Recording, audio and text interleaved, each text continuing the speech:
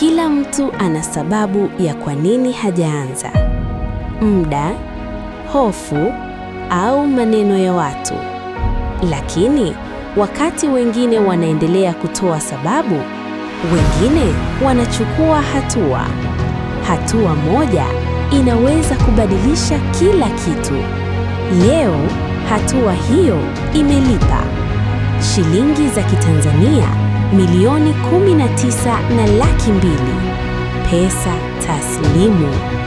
Hii si bahati ya ghafla, ni matokeo ya nidhamu, maamuzi sahihi na mfumo unaofanya kazi.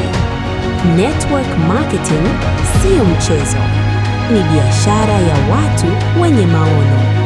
Leo ni yeye, kesho inaweza kuwa wewe. Utaendelea kutazama au utaamua kuanza?